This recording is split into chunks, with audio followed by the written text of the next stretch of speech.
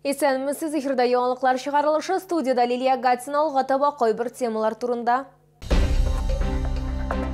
Шоулар Мәскәү проспекті тукталышындағы жер асты кеші утырышына азарлана, мұның сәбәбін иде. Жыр биюләр һәм сый-нихмәтләр Йоршолда 41-ші комплекста 2 бәйрәмне бір юлы билгеләп үттеләр.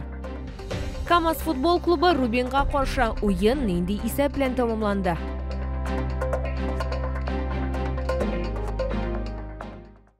Шоулар Мәскәү проспекті тукталышындағы жер асты кеші утырышына азарланды. Диварларны вандаллар җимергән дип хәбәр итә каралучыларыбыз. Бу урынга безнең төшерү төркеме дә барып кайтты. Мәскәү проспекты тукталышында жер асты кешүендә билгесез кешеләр диварларны җимергән һәм рәсемнәр төшергән. Видео күзәтү камераларын буяган, ә кайберәүләр аларны бөтенләй тартып алган. Шәһәр халкы аптырый, ремонт кемгә шул кадәр ошамаган. Ремонт эшләре монда әле күптән түгел генә үткәрелгән. Надо наказывать, конечно. Их как вот наказывать? Надо.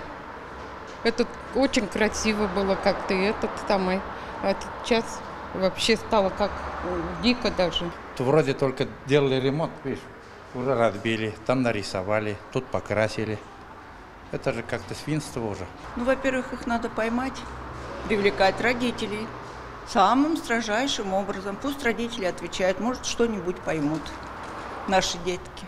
Жер асты кешүен тәртипкә китерергә муниципаль автомобиль юллары предприятиесе хезмәткәрләренә туры киләчәк, дип аңлаттылар башкарма комитетта. Вандалларны эзләү белән полиция шөгыльләнә. К сожалению, некоторые жители относятся к городскому имуществу таким образом. Мы передали сообщение в МУПАД для приведения территории в порядок. В течение сентября подземный переход будет отремонтирован.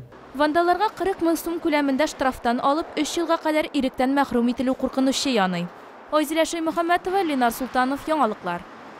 1 сентябрьгә кадәр күп калмады. Мэрияда узган матбугат конференциясендә мәгариф учреждениеләренең яңа уку елына әзерлеге турында сөйләделәр. Бинаны гына түгел, алар янәшәсендәге юлларны да тикшерделәр. Теманы хәбәрчебез дәвам итә. Быел шәһәрдә 81 мәктәп, 131 балалар бакчасы, 39 өстәмә белем бирү учреждениесе, 23 югары һәм урта һөнәри белем бирү йорты эшләячәк. 1 сентябрьдә шәһәрдә 1501 урынга исәпләнгән 62 номерлы иң зур мәктәп ачылачак. Август аенда шәһәр башкарма комитеты мәктәпкәчә яшьләр, физик культура мәктәпләр учреждениеләрен кабул итте. Подготовка шла по предписаниям наших контролирующих организаций. Это и Роспотребнадзора, это и пожарной охраны, это и с точки зрения антитеррористической защищенности. Из местного бюджета было выделено более 200 миллионов рублей для того, чтобы все эти предписания были выполнены.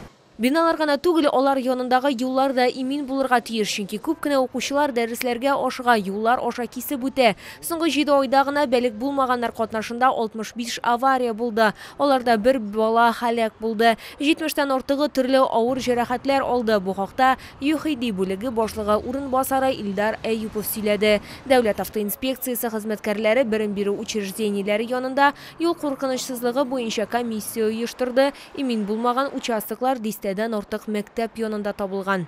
Были выявлены недостатки вблизи 13 учреждений. Это школы, такие школы, как номер 10, 58, 29, 54, 44, 61, 32, 24, 41, 55, 26, 22 и пролицей номер 78.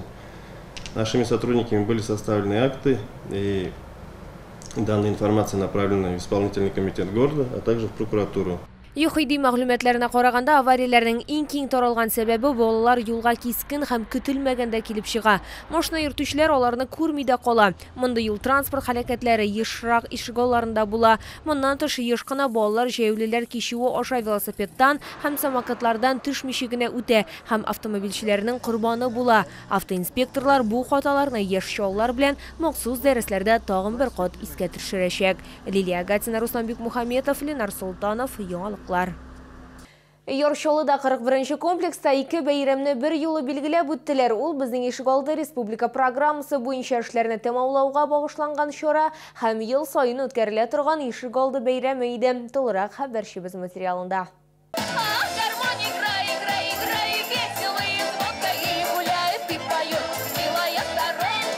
41 комплекста җыр-биюләр белән икеләтә бәйрәм билгеләп үтелде. Хәтта раритет әйберләре күргәзмәсе дә узды. Вот эти все вещи мы уже почти 100 лет, это 20 века. Это вот керосинка. Мы, когда маленькие были, варили на этом суп. Это вот лампа, тоже когда свет потухал, вот свет включали, вот так лампу включали. Ишгалды бәйрәме 41-08 йорты янындагы яңартылган майданчыкта узды.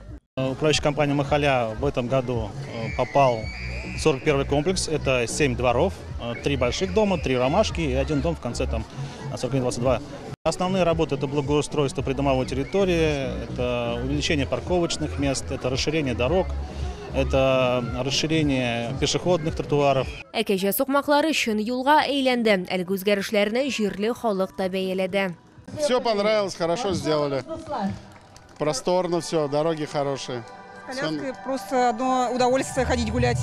Шәһәрдәшләребез сүзләренә караганда, территорияны яшелләндерәсе генә калганы, башка теләкләре юк. Монда Ишегалды бәйрәмнәре һәр районда уза. Моннан тыш безнең Ишегалды программасы буенча ремонт эшләрен тәмамлау уңаеннан чаралар да дәвам итә. Лилия Гатина, Эльмира Гайнетдинова, Ленар Султанов, яңалыклар.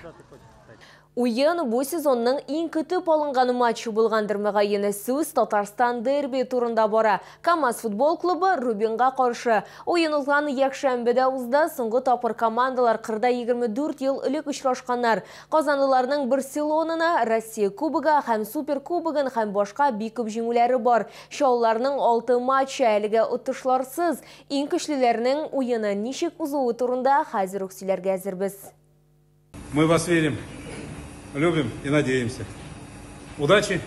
Беренче лиганың 7-нче тур матчы башланыр алдыннан Шолом Магдиевтән котлау сүзләре яңгырады. КамАЗ һәм Рубин футбол клубларының спаррингын бик күпләр көтте. Соннар да шул хакта сөйли. Уенга 18 меңнән артык тамашачы килде. Бу йөреш буенча сезон рекорды. Беренче таймда казанлылар бераз ышанычлырак уйнады. Алар беренче булып исәпне ачтылар. Отличный первый тайм.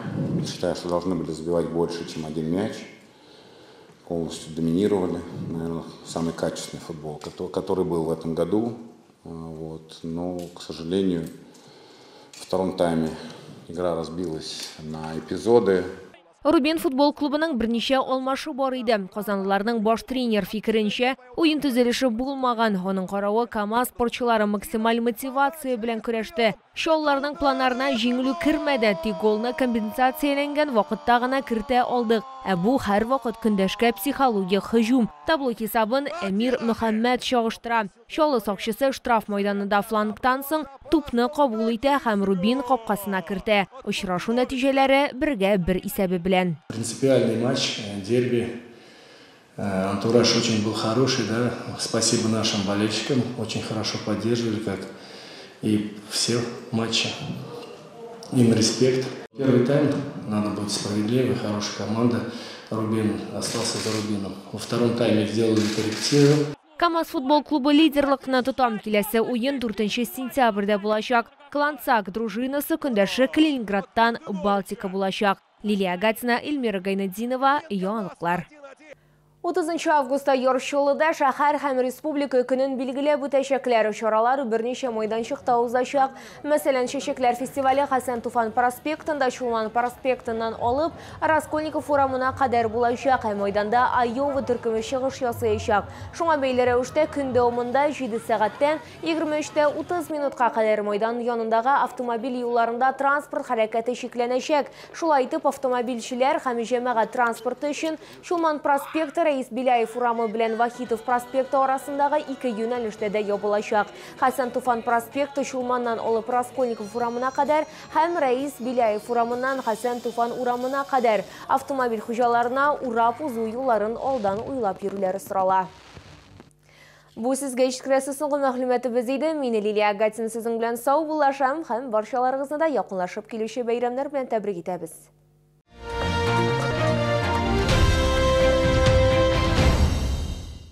Аттестованная и аккредитованная лаборатория ООО «Аттестационный пункт «Надежность» проводит механические испытания, металлографический и химический анализ металла, определение марки стали. Телефон 70 76 20. Компания «Толла». Металлопрокат и стройматериалы. Все для водоснабжения, отопления и канализации. Резка и рубка металла. Звоните 77 02 39.